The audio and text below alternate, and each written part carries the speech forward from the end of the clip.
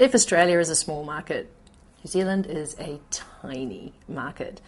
There are only 4.5 million people. There is only there's two major international. It's very difficult. Canadians coming to Australia. In fact, we have Robert Lepage, who is about to be presented at the Sydney Festival. But it tends to be Canadian work of a particular calibre that's coming in, of a particularly known calibre that's coming into Australia. Canada has a large piece of territory in the middle that not a lot of people occupy. Well, Australia has the same, except it's right in the middle. Everybody lives around the outside in Australia, so distance is always an issue in terms of touring. So then the marketplace is by naturally small because the population is small, and in terms of the arts, it's quite difficult for Australians to tour Australia, let alone for internationals. For international guests coming in is primarily driven by the festival market.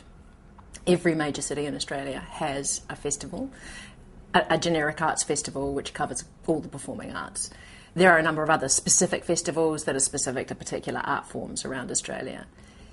Some of those festivals work in together, so their dates coincide, and they'll buy in jointly or separately as they can. Some don't. They're wildly disparate sets of dates. Some are annual, some are biennial. But the market outside of the festival market is even smaller. There are a number of houses who present. So if you think that the key one that everybody always thinks about is the Sydney Opera House, because that's an icon presenter. But the opera houses, if you look at the opera house programming, which is what I'd actually encourage any Canadian group who wants to tour, is actually look and see what's being presented in Australia at the moment, because that's the easiest way to see what kind of work is being presented. And if you look at what's being presented at the Opera House, it is the large flagship companies. There's a smaller program there that presents cutting-edge, engaging work, but it's small and it's not, the competition is huge for that program. How do the festivals look for their international work? Well, they don't actually tend to come to arts presenters or the other kind of markets. What they tend to do is go to other festivals and look at work and go to seasons where there are really large seasons of work happening, like the Lepage. Lepage doesn't rely on a festival for people to see his work. They fly in to see his work.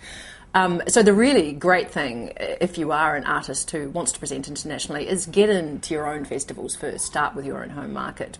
To get into the Australian and New Zealand festivals, once you start to actually look at what they're programming, because we're so far away, because it's so expensive to bring work down to Australia and New Zealand, even if the country of origin is actually paying the delivery costs to get that work into Australia or New Zealand, it's still expensive. The Australian and the New Zealand dollar are pesos in comparison to most currencies around the world, even more so now. Then the kind of work that they're bringing in, they're looking for an audience, and so they're going to bring the names in. And they'll take a risk on some work. I don't want to be completely negative about it, but they have to have a reason for taking that risk, a clear programming reason for why they would be looking for that particular kind of work.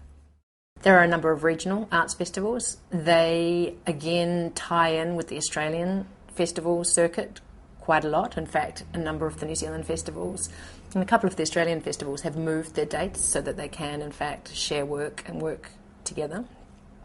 But it's very, very small.